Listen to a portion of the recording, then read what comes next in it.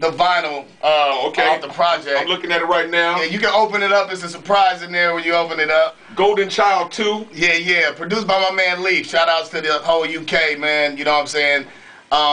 I did that, and it's a double A side. So we knocked that out for a project that I did. Well, not I. This man that's DJing.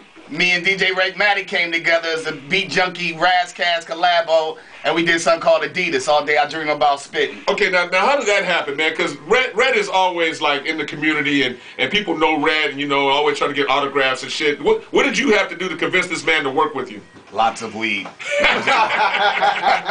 I got another secret about him, man. I'll give him a Henny and pineapple. Oh, all day. Henny and pineapple. Well, I contributed to the negative and the bad habits of Redmatic. We've known each other for a very long time. But how was it working together on man, this? it was a blessing, man, because when I thought about it, when I conceptualized what I wanted to do next, and I hadn't really, really been doing a lot of the music stuff, and I was just like, man, if I did something, I wanted it to be authentic, not contrived, and I wanted it to be